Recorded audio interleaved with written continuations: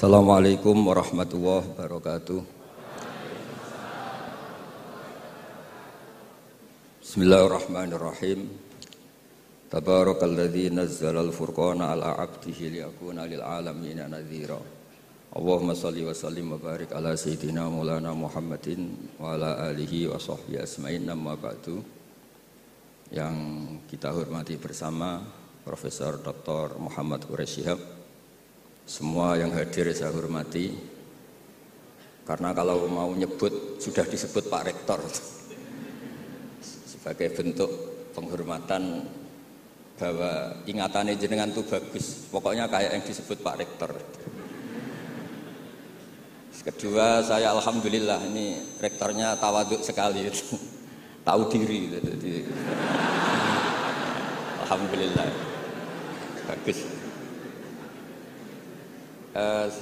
Singkat cerita, beliau pernah ke rumah saya sama Pak Lutfi sama Pak Arsoyo, minta saya ikut jadi pembina di Badan Wakaf. Ya karena diteror, didatangi orang-orang sepuh, saya bilang iya gitu. Kalau adat Jawa itu kalau didatangi itu kan kayak diteror gitu. Yes. Padahal saya di sini tuh lama sekali. Derekno Profesor ini ikut bantu. Karena latar belakang beliau itu sastra adab. Dulu di Al-Azhar sama dengan Profesor Quraish, seniornya Pak Quraish. Saya mulai kecil nekuni fikih, terutama fikih. Tapi karena bapak saya itu hafal Quran, keluarga saya itu banyak yang hafal Quran. Hafal beneran, maksudnya itu hafal betul itu. Nah, sehingga terus saya juga ikut hafal. Nah, kenapa judulnya seperti ini? Ini makalah nanti di taskhih istilahnya pondok bareng-bareng Pak Quraish. Jadi Indonesia yang damai ini nggak lepas dari peran kitab-kitab yang datang ke kita, datang ke Indonesia. Misalnya arti kemenangan. Arti kemenangan itu tafsir yang datang ke kita. Ini yang paling terkenal kan tafsir Munir, karangannya Syekh Nawawi Al-Jawi. Itu beliau menyebut kemenangan umat Islam itu kemenangan logika.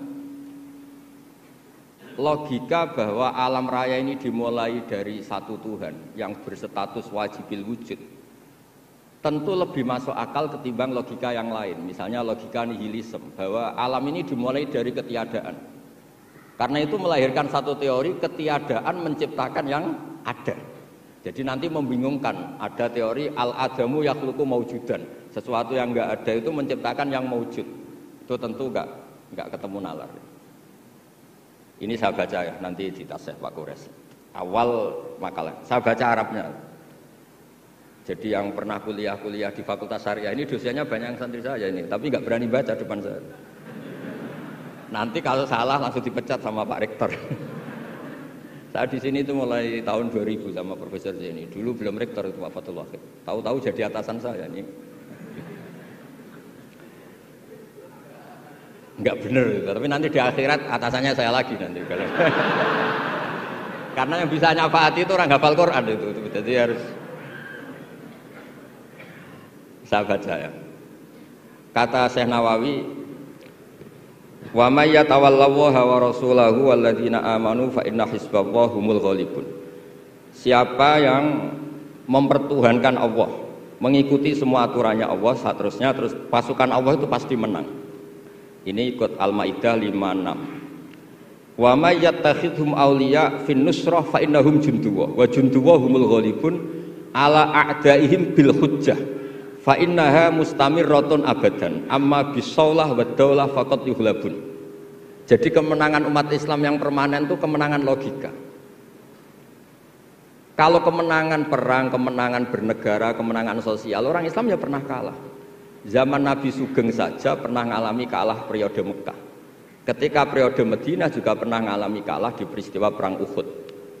Tapi kalah sosial ini tidak ada pengaruhnya dengan kalah secara logika. Logika bahwa alam ini dimulai dari satu Tuhan wajibil wujud tentu lebih mudah dicerna. Makanya beliau ngendikan menang itu ala a'daihim bil hujjah fa innaha mustamirratun abadan, karena logika itu yang abadi.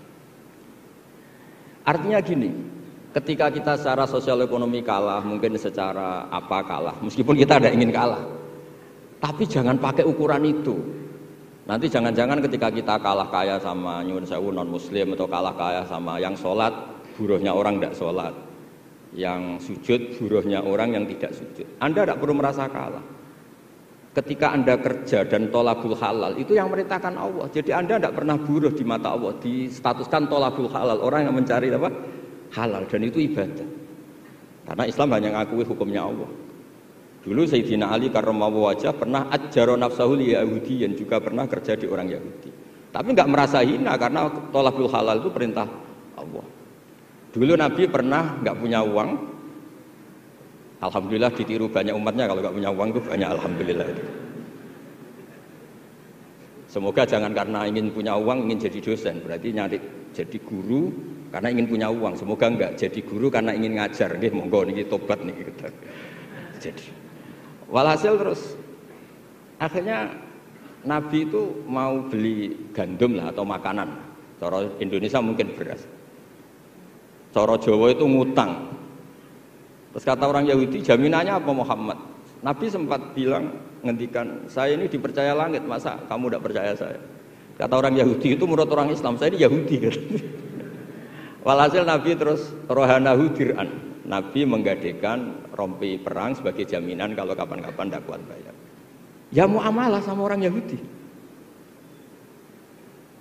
Jadi intinya tafsir yang datang ke kita itu banyak cerita. Bahkan cerita fitnah min adzabil qabri itu ceritanya Sayyidah Aisyah itu didatangi dua perempuan Yahudi.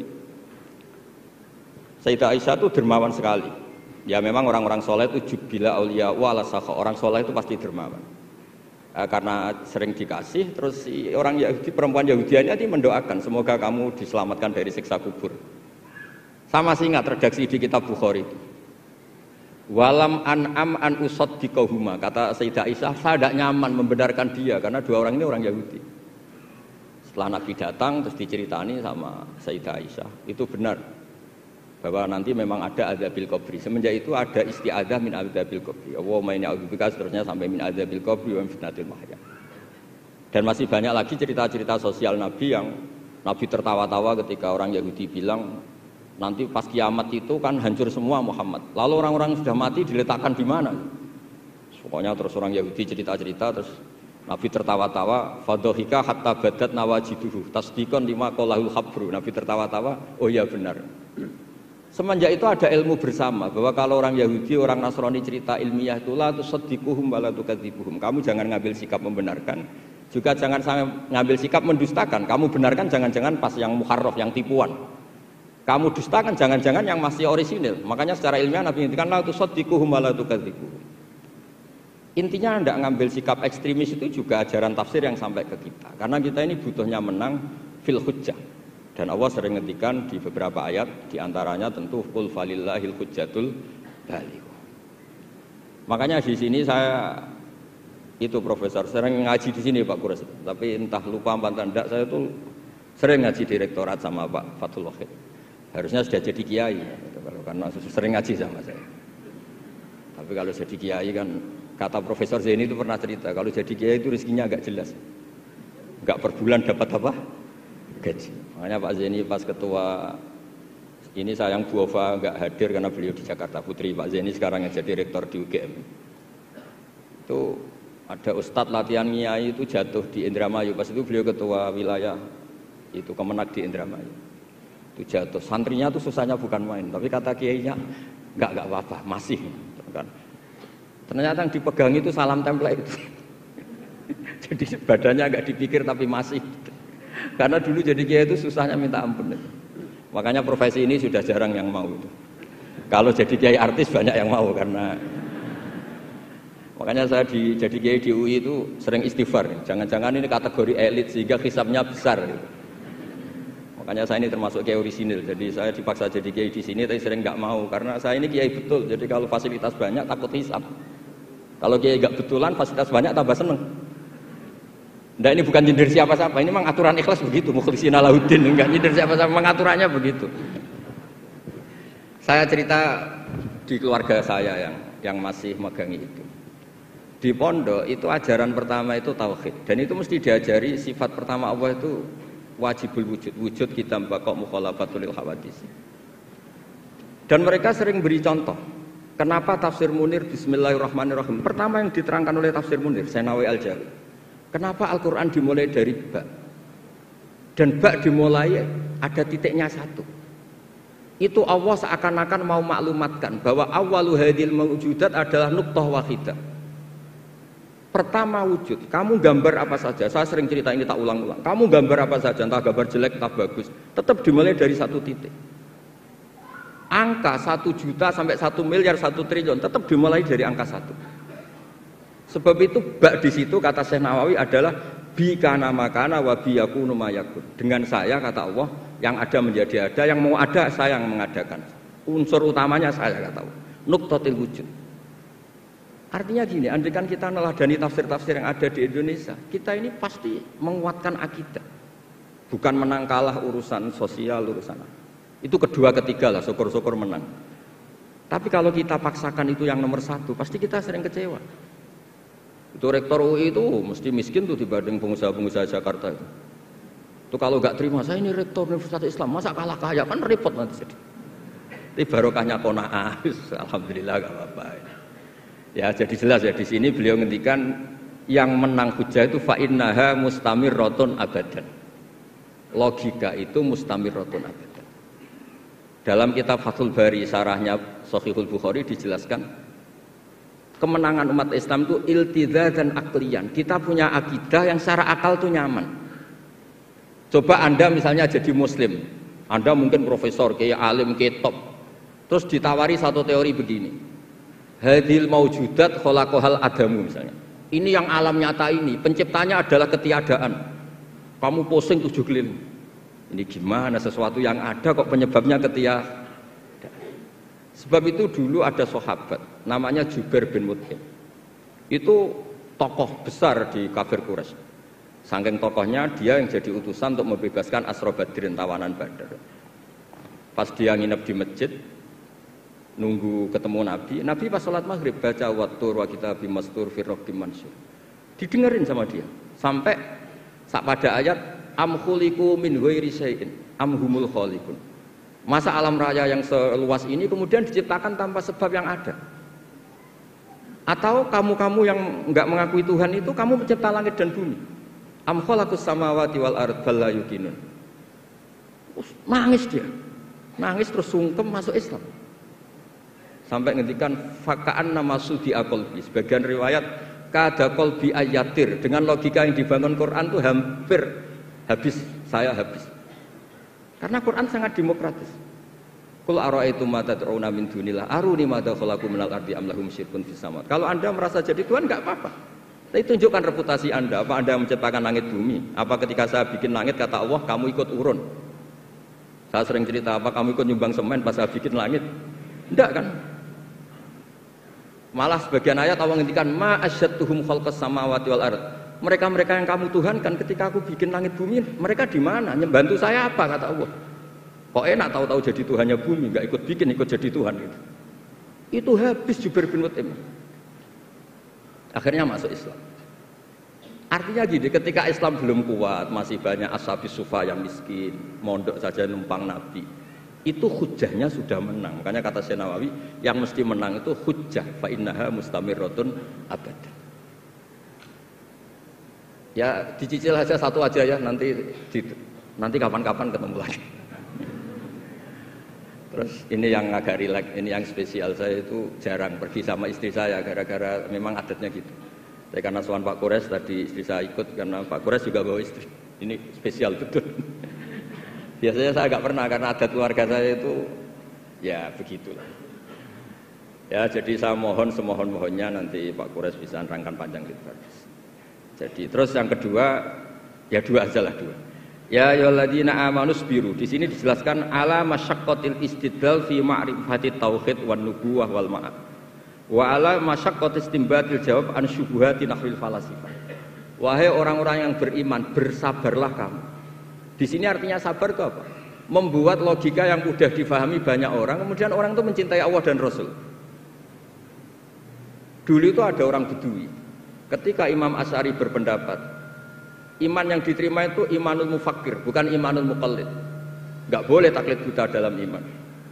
Terus ditentang banyak orang. Dulu zaman Nabi banyak orang Bedui imannya diterima.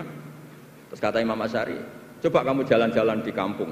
Ternyata orang kampung ketika ditanya, bima arafta rabbak, kamu selalu ngurusi ternak, ngurusi sapi, unta, kamu tahu Tuhan kamu dari mana? Jawabnya orang Arabi ini, al-ba'ratu tadullu 'alal ba'ir wa atharul aqdam yadullu 'alal masir. Ada kotoran ya ada sapinya. Kalau ada bekas orang lewat ya pasti ada yang lewat. Artinya kalau ada makhluk itu pasti ada atharun min athari qudratillahi ta'ala. Pasti ada bukti yang menciptakan.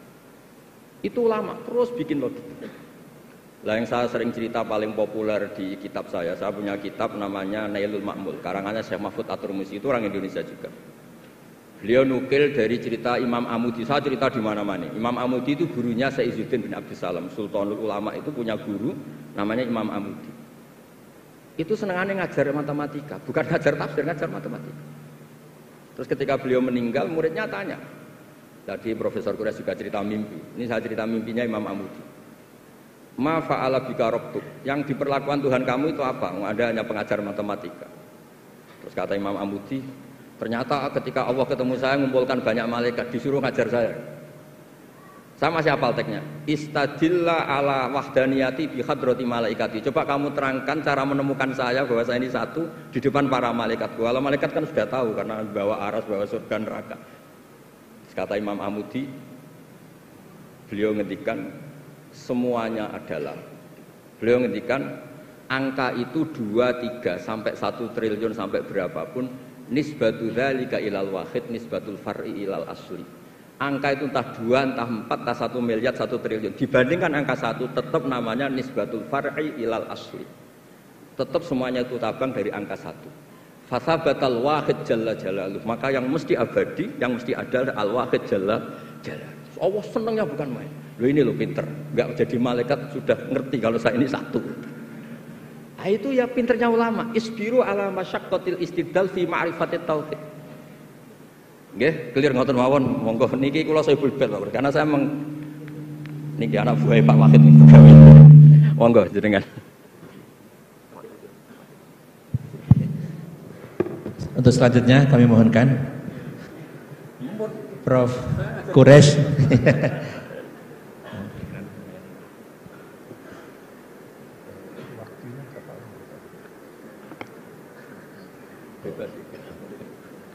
Sampai masuk. Bismillahirrahmanirrahim. Bapak Rektor, bapak-bapak, ibu-ibu, saudara-saudara sekalian, Assalamualaikum warahmatullahi wabarakatuh.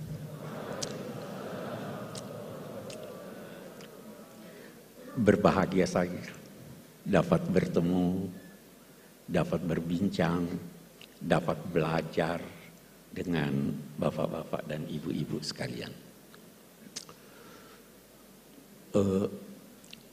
Saya tidak ingin mulai sebelum berkomentar tentang ayat yang dipilih tadi. Tadi dibacakan wa ma Muhammadun illa rasul qad khalat min qablihi rusul afa in mata aw qutila qalabtum ala aqabikum wa may yanqalib ala aqibaihi fala yadhurrullaha syai'a. Ayat ini pelajaran buat kita. Ayat ini turun setelah perang Uhud. Sebahagian sahabat Nabi meninggalkan medan perang. Bahkan diduga ada yang goncang imannya sehingga meninggalkan Islam.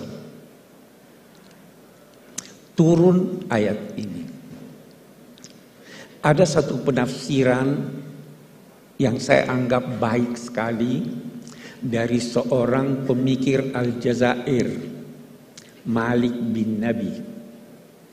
Beliau berkata, ayat ini pelajaran buat kita semua bahwa jangan menilai baik buruknya sesuatu dengan mengaitkannya pada sosok yang mengucapkannya. Sahabat-sahabat yang meninggalkan medan perang dan yang boleh jadi meninggalkan Islam itu karena mereka terkagum-kagum pada Nabi pada saat hidupnya, dan begitu tersebar bahwa beliau wafat, beliau meninggalkan. Ini karena mereka mengaitkan kebenaran dengan sosok manusia. Jangan pernah menilai baik buruknya sesuatu karena ada materi. Jangan pernah mengaitkan baik buruknya sesuatu karena ini diucapkan oleh profesor ini, itu, dan sebagainya.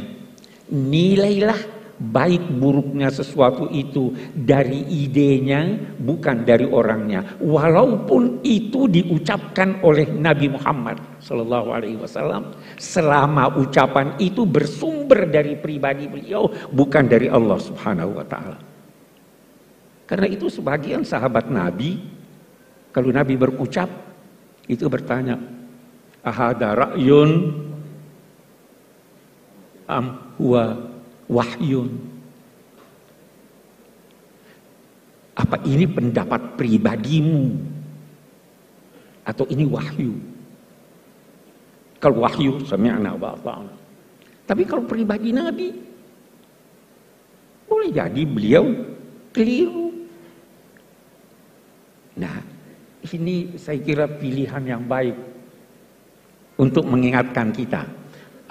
Dan untuk menjadikan kita ketika menilai atau membaca tafsir-tafsir dari siapapun, termasuk orang-orang yang kita kagumi, jadikanlah kebenaran baik atau buruknya sesuatu itu berdasarkan ide yang disampaikan.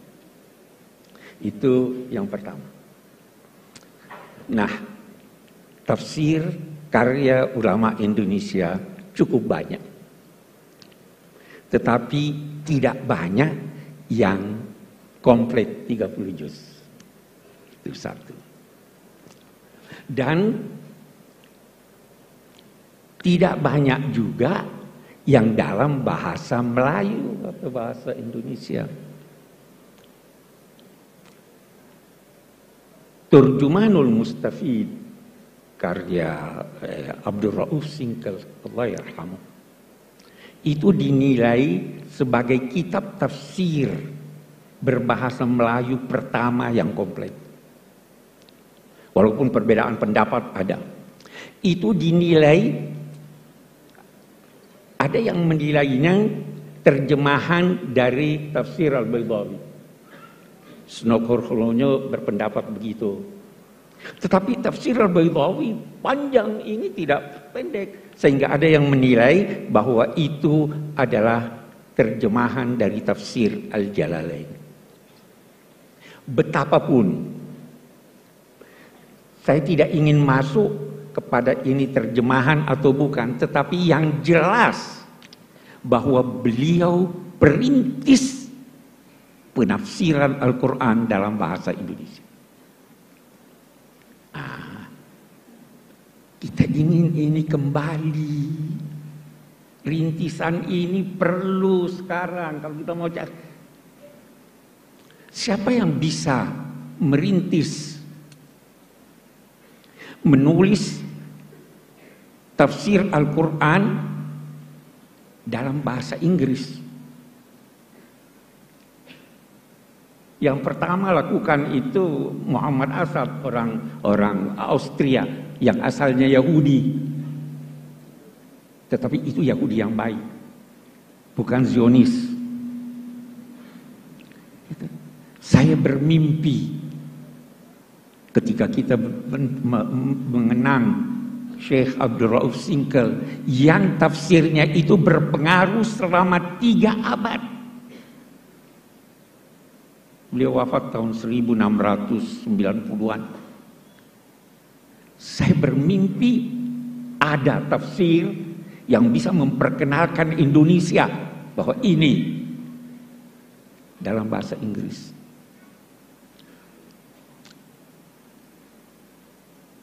Itu kita, walaupun isinya boleh jadi sebagian kita tidak setuju.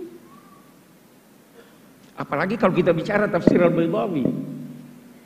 Ada di tafsir Al-Baydawi. Nah, ini di pesantren-pesantren pasti masih dibaca sekarang ya. Ada di tafsir Al-Baydawi dikutip hadis la tatara'a narahuma. Tidak boleh saling terlihat api yang digunakan memasak antara apinya orang Muslim dan apinya orang Yahudi. Terus dia berkata, itu firman Allah, wala tattakhidul yahuda wan nasara auliya, adalah larangan mempekerjakan orang Yahudi. Ini nggak bisa. Itu dibantah sudah oleh ulama-ulama yang lain. Tapi kita berkata, itu pada masanya. Pada masa kita, situasi telah berbeda. Jadi walaupun kita membaca, kita kritis. Betapapun Syekh Abdul Rauf Singkel adalah perintis yang harus kita hormati. Dan kita ikuti jejak beliau dalam hal yang benar. Saya pindah. Syekh Nawawi Banten, Allah yarham. Ini orang sangat istimewa. Jangan pernah menduga bahwa yang superior itu dalam bidang agama orang Arab. Tidak. Beliau gurunya orang Arab. Sampai dikenal sebagai apa? Sayyidu Ulama'il Hijaz. Beliau diminta mengajar di Al-Azhar. Orang dari mana? Dari Serang. Ini pewarisnya.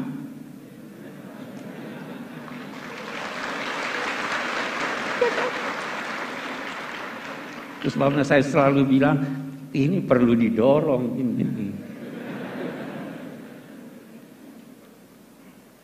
Kenapa Syekh Nawawi mendapat tempat yang begitu besar?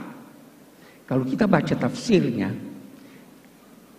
saya itu terkagum-kagum baca nama tafsirnya dan mukaddimahnya. Rahasianya ada di sana. Nama tafsirnya Marah lagi.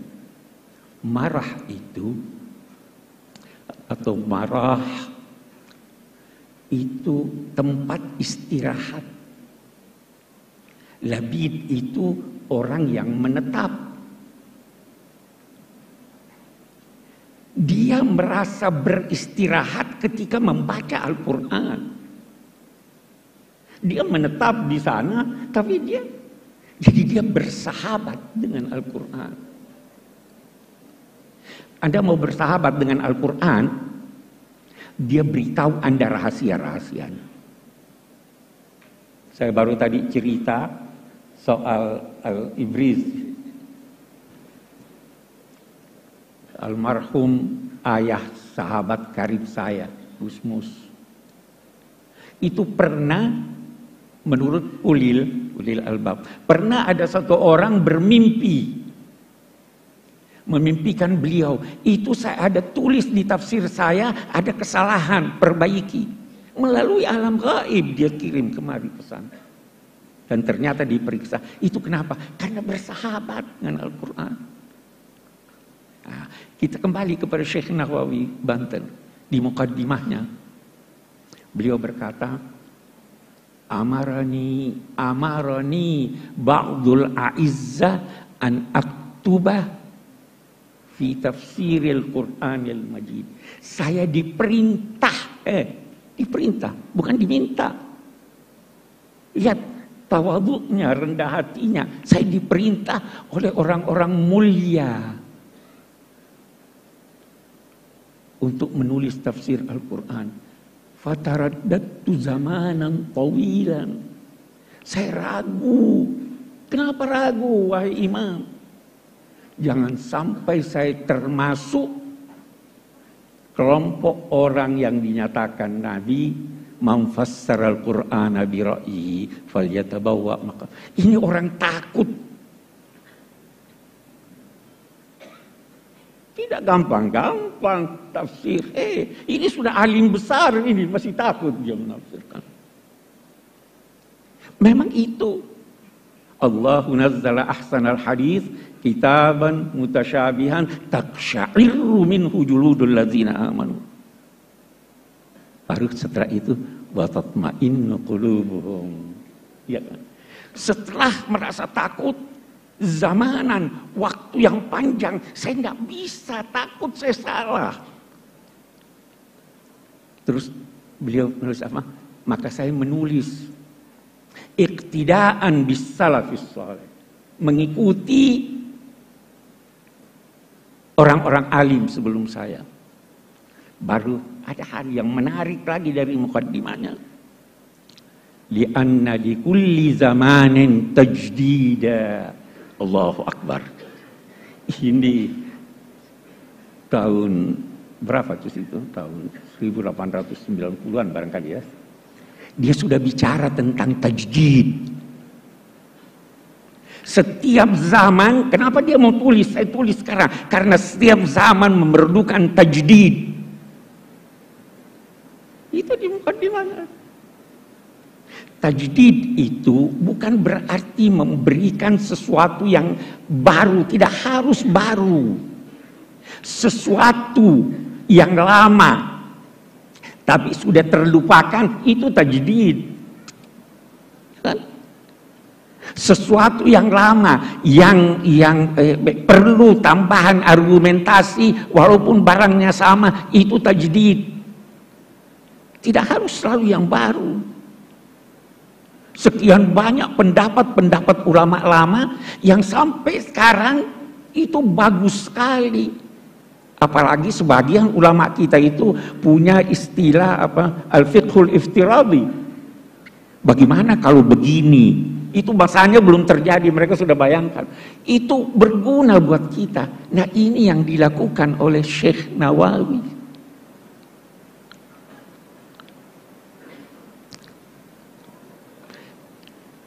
Sekali lagi, beliau sangat takut salah, tetapi ingin untuk menjelaskan mengikuti as-salafus saleh. Dari sini lahir apa yang dinamakan syarat-syarat seorang penafsir. Supaya tidak keliru. Memang saya pernah waktu mengajar masih di Makassar baca itu syarat-syaratnya Imam Suyuti itu banyak sekali syarat-syaratnya. Ini Pak tidak bisa Pak kita ini syarat ini harus mengerti bahasa Arab dengan segala ininya usul fikih ini. Saya jawab mereka itu buat yang mau menafsirkan seluruh Al-Quran. Tapi kalau mau menafsirkan 1-2 ayat, tidak harus semuanya itu. Ya kan? Dan itu untuk yang mau menafsirkan, bukan untuk yang mau menyampaikan tafsir. Beda itu. Ya kan? Walaupun demikian, karena ini mahasiswa yang saya harap ini Pak tidak bisa Pak kita ini. Saya bilang begini deh. Kita mari lihat syarat-syarat itu. Imam Suyuti berkata, syarat pertama sahhatul aqidah. Akidahnya harus lurus. Saya bilang, kita ganti aja ini. Bagaimana? Objektivitas. Asal objektif. Tidak harus. Anda boleh mengambil pendapat orientalis. Asal dia objektif. Tidak harus sahhatul aqidah. Akidahnya salah. Tapi kalau benar, al-hikmatu dhalatul mu'min. Terus bagaimana ini? Saya bilang tidak usah perhatikan itu. Syarat. Hindari saja sebab-sebab kekeliruan. Sebab kekeliruan itu salah satu diantaranya tidak ngerti bahasa Arab.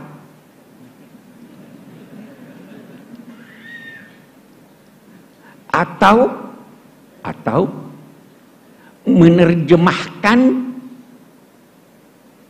kata dalam bahasa Arab dari kamus-kamus modern.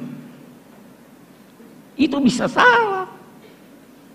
Pernah tersebar itu Nabi Muhammad sebelum jadi Nabi sesat dia itu. Kenapa? Itu kan di Quran, wa wajadaka dhallan fahada.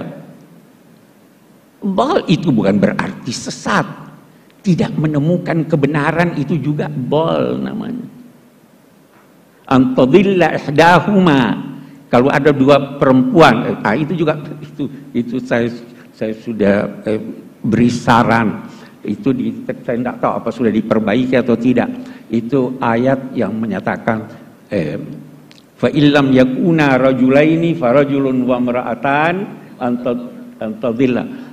Diterjemahkan begini, kalau tidak ada dua orang lelaki, tidak ada seorang lelaki, maka dua orang perempuan. Masa tidak ada dua orang? Kalau bukan, beda enggak? Kalau bukan seorang lelaki, maka dua orang perempuan. Takut jangan sampai salah satu dari perempuan itu lupa, tadillah. Ya kan beda sudah ini. Tidak ngerti bahasa Arab. Ini bagus nih. Terjemahan artinya. Karena tidak mungkin Al-Quran itu dialih bahasakan. Mengalih bahasakan bahasa Jawa ke bahasa Indonesia aja tidak mungkin. Terlalu kaya bahasa Jawa. Ya. Apalagi Al-Quran, kita terjemahkan maknanya. Tapi jangan keliru. Di sini Al-Baqarah diartikan apa? Sapi betina. Kenapa betina? Karena ada tak marbuta. Itu bukan tak marbuta yang menunjukkan perempuan atau jenisnya. Itu jenis sapi. Ada yang liar, ada yang ini jantan atau tidak. Itu Baqarah, kawan. Tapi kekeliruan kita itu. Jadi sebentar kita akan bicara lebih banyak tentang itu. Yang penting jangan pernah menduga sekali lagi bahwa kita bangsa Indonesia tidak mampu melebihi bangsa-bangsa lain walaupun yang bahasa ibunya bahasa Al-Quran. Sekali lagi buktinya kita mampu asal kita mau belajar. Kita bisa. Bahkan sampai sekarang saya anggota Majlis Hukama Al-Muslimin, pimpinan Syekh Al-Azhar. Itu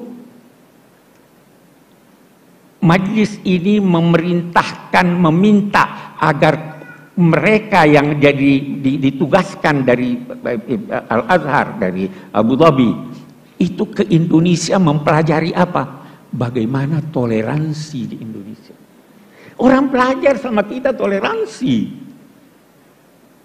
Kita mampu. Mudah-mudahan pemilu ini tidak membuktikan kita tidak mampu bertoleransi. Ya kan? Tapi kita mampu. Orang mempelajari Pancasila. Itu terkagum-kagum. Bagaimana bisa bukan negara agama, bukan juga negara sekuler. Itu ulama-ulama kita tuh yang. Jadi kita mampu. Yang penting kita mau untuk itu.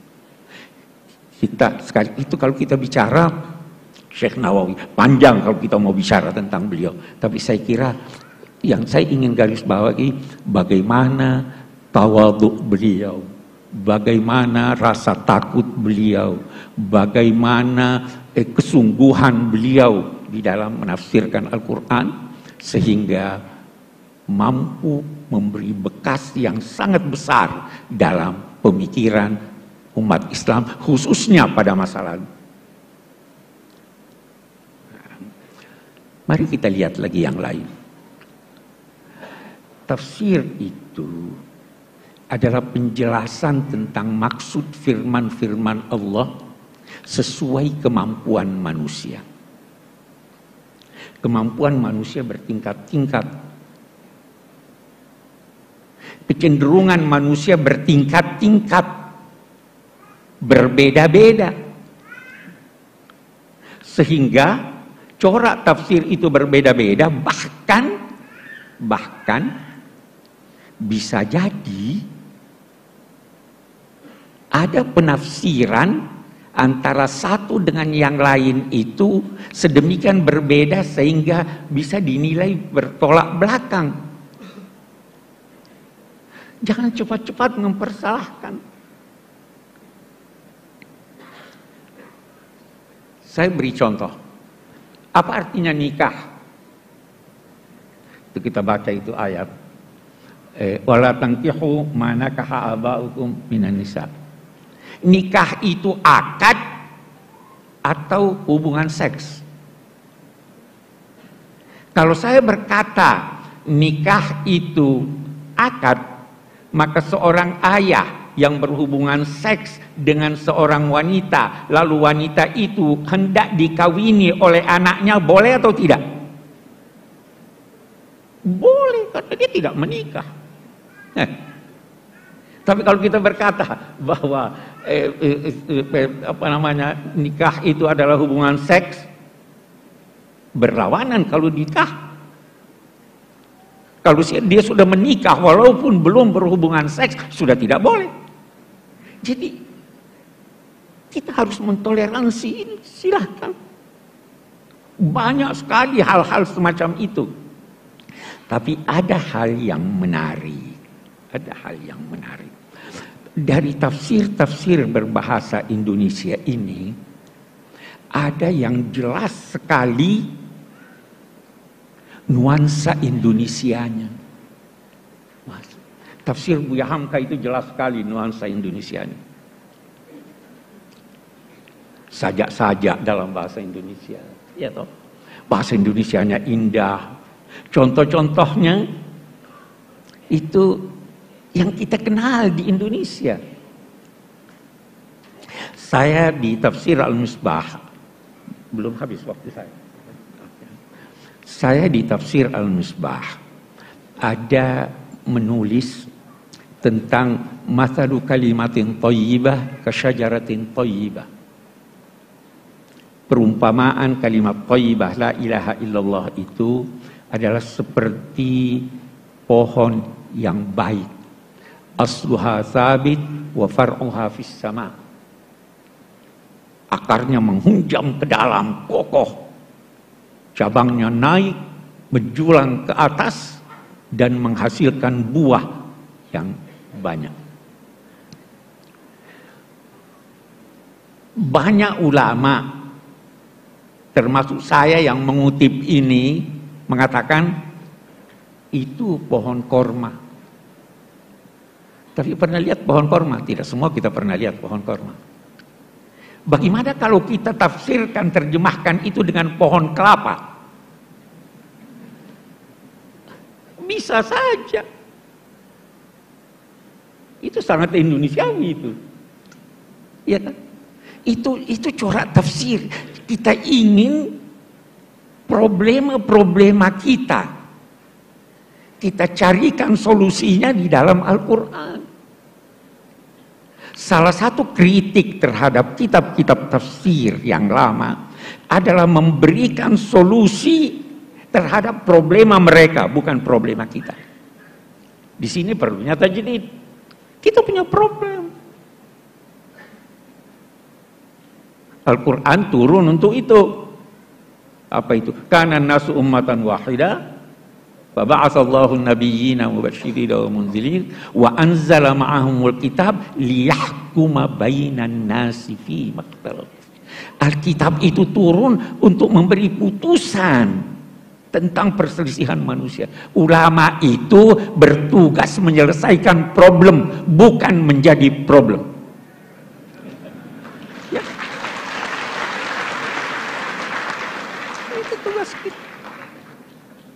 Ini yang kembali lagi saya kepada Imam An-Nawawi tadi. Ini tajdid. Tajdid sudah didengungkan jauh sebelum Kiai Ahmad Dahlan. Sudah dicetuskan ulama itu lanjutan dari ini, kita tajdid. Tapi dasar ulama-ulama yang begitu tekun menulis tafsir tahunan. Itu tafsir Al-Furqan 30 tahun. Itu pertanyaan yang datang, ditulis setelah 30 tahun baru jadi. Itu pun ada kritik. Terlalu ahli bahasa. Padahal tidak semua bisa diartikan, punya arti dalam bahasa Indonesia. Banyak sekali. Satu contoh, umum. Aqimus shalah apa artinya? Memang dirikan salat. Apa itu yang dimaksud? Qama itu, satu dulu hal. Qama itu berarti berdiri, itu sikap sempurna. Anda mau hormat orang sambil baring nggak sempurna, sambil duduk nggak sempurna. Qama. Sehingga qama itu berarti ketika berkata aqimus shalah, sempurnakan pelaksanaan salat. Khusyuknya, sebelum khusyuknya, sunnahnya wajib. Itu aqimus shalah. Mau diterjemahkan apa nih sekarang? Ya terjemahan artinya. Kalau kita hanya terjemahan begitu, seperti yang seringkali kita temukan di Al-Furqan, itu bisa atuz zakah. Apa artinya atuz zakah? Tunaikan. Atu itu bisa berarti sempurna. Atu itu bisa berarti antar. Atu itu bisa berarti sesuatu objeknya yang baik. Jadi jangan jadikan di bulan Ramadan masa pameran kemiskinan. Tidak, atuz zakat. Ulama-ulama saya teringat itu Syekh Muhammad Rashid Ridha di dalam tafsir Al-Manar. Dia itu menulis tafsirnya untuk majalah Al-Manar. Seringkali dia tidak sempat merujuk ketika menulis. Maka ketika dia tulis tentang atu, dia katakan sepanjang ingatan saya, itu dia yatina, bukan subhanallah. Walat yatina al-fahishata min nisaikum yatina ya. Ini orang alim besar nih tapi sembunyi diri nih. Saya enggak pernah setuju sama dia.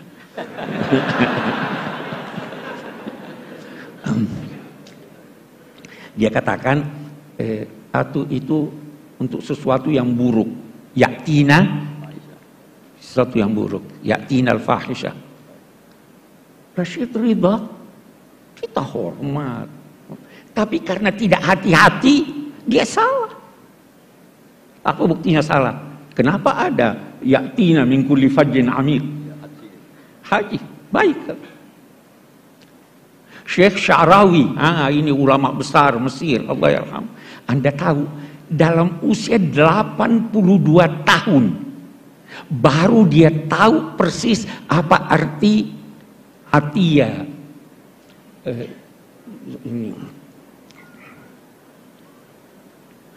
Qad balagtu minal umri atiyah.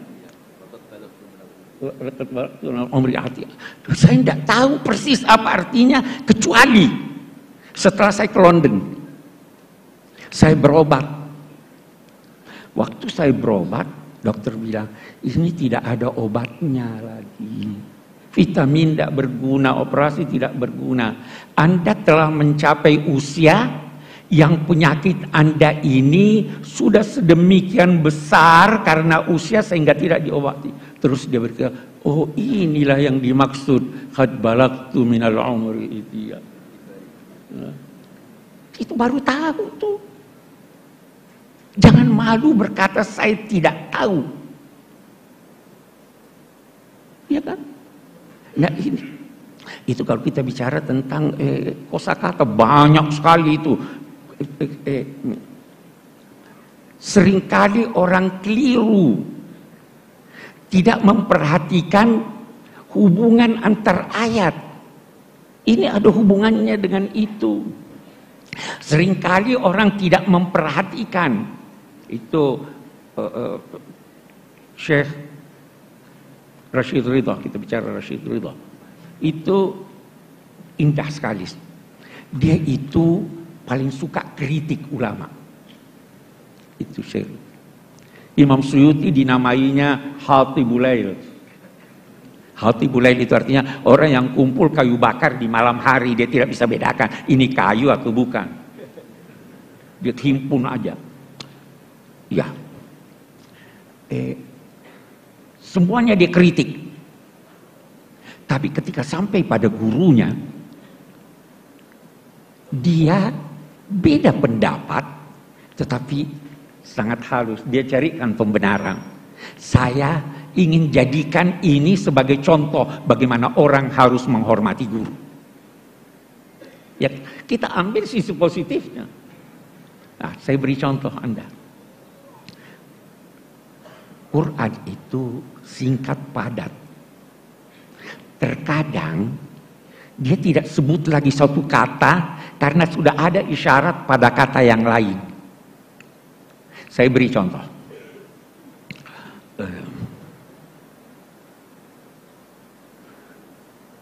Ja'alakumul laila litaskunu fihi wan nahara mubsira.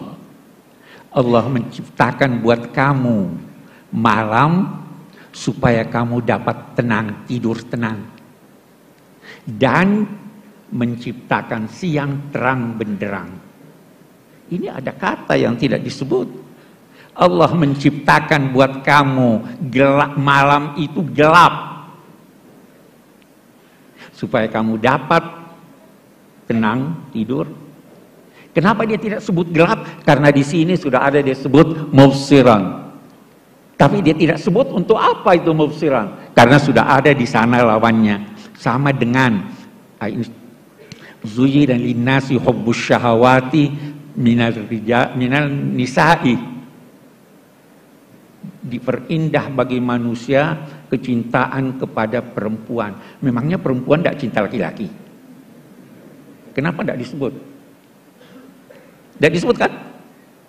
Wal banina, dan anak laki-laki. Memangnya anak perempuan tidak disebut? Saya punya 4 anak perempuan, semua saya cintai. Ya kan? Kenapa begini? Singkat. Al-Quran ingin berkata, karena saya sudah sebut di sini An-Nisa, saya tidak perlu sebut Ar-Rijal, karena di sana saya sebut. Itu di Quran banyak sekali. Hubungan antar ayat itu banyak sekali. Yang biasa karena tidak memperhatikan itu, kita masuk dalam kekeliruan pada penafsiran ayat-ayat Al-Quran. Itu kita lihat. Dan ulama-ulama kita itu tidak segan-segan mengoreksi pendapatnya. Saya pernah ditanya, Pak Kures, koreksi enggak? Ada enggak kesalahan di tafsir Al-Misbah yang banyak? Koreksi enggak? Saya bilang saya serahkan pada yang lain untuk mengoreksi karena saya sudah tua, saya sudah tidak bisa. Kalau Pak Hasbi As-Siddiqi itu dia koreksi. Itu ulama beneran. Itu ulama-ulama kita. Iya kan? Jadi sebenarnya sekali lagi saya ingin katakan, kita ini alhamdulillah punya potensi yang sangat besar untuk mengembangkan ilmu pengetahuan. Dan mungkin yang diperlukan adalah tekad dan bantuan Allah Subhanahu wa taala. Yakinlah kalau Anda bersahabat dengan Al-Qur'an, dia akan menyampaikan pada Anda rahasia-rahasianya.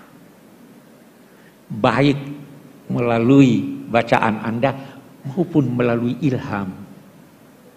Itu kan baca itu. Iqra bismi rabbikal ladzi khalaq, khalaqal insana min 'alaq. Baru dia Iqra wa rabbukal akram alladzi 'allama bil qalam. Yang kedua nih yang kita mau, 'allamal insan. Itu dapat ilham Anda. Tanyakanlah kepada mereka yang banyak menulis tentang itu. Anda dapat ilham. Al-Quran itu tidak habis-habis maknanya. Tidak ubahnya seperti alam raya ini. Bumi kita ini dari dulu seperti ini.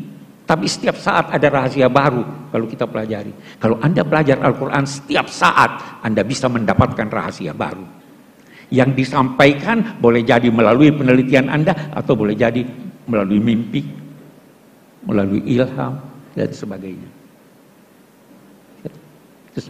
Itu sebabnya dia katakan Iqra wa rabbukal akram. Dia bukan katakan wa rabbukal karim. Karim itu apa artinya? Dari segi bahasa. Kita biasa artikan mulia ya. Bukan dong mulia.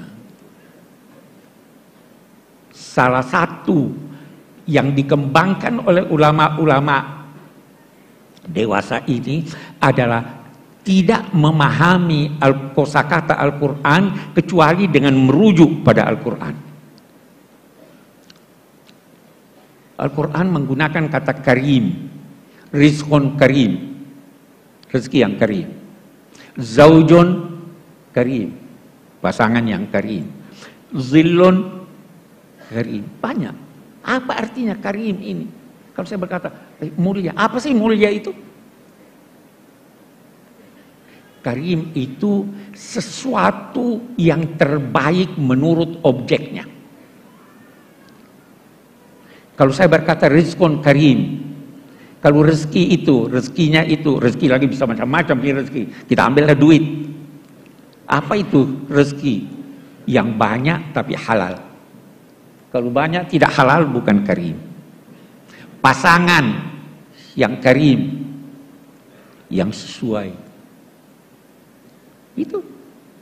Zilun karim, daungan, semuanya itu karim. Karena itu sekali lagi kita tidak bisa terjemahkan mulia. Mulia itu apa? Mulia itu yang langka. Kalau tidak langka tidak mulia. Itu sebabnya permata yang hebat dinamai ahjar karimah. Yang Anda butuhkan. Kalau Anda tidak butuhkan tidak karim. Walaupun langka. Apalagi yang sulit terjangkau. Itu makna-makna yang mesti bisa kita kembangkan dan menghasilkan makna-makna baru dalam konteks tafsir. Ini sudah dirintis oleh ulama-ulama kita. Kita perlu kembangkan. Kita perlu ini. Karena apa yang ditulis jangan jauh-jauh. Yang ditulis di Departemen Agama punya, yang disusun itu masih banyak kesalahan yang kita temukan. Boleh jadi kesalahannya karena belum ditemukan dari segi ilmiah. Boleh jadi juga kesalahannya karena kedangkalan pemahaman kita terhadap Al-Quran. Ada. Sekarang pun masih terus diupayakan untuk merevisi itu. Apa yang salah. Banyak. Jadi ya saya bicara sudah terlalu panjang. Saya kira saya cukupkan sampai di sini. Assalamualaikum warahmatullahi wabarakatuh.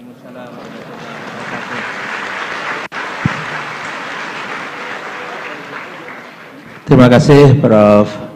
Quraisy.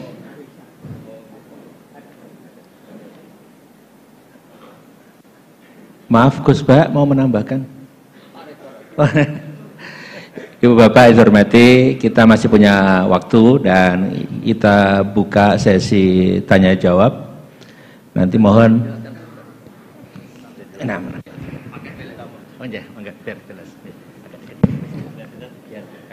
Oh ya. Bismillahirrahmanirrahim.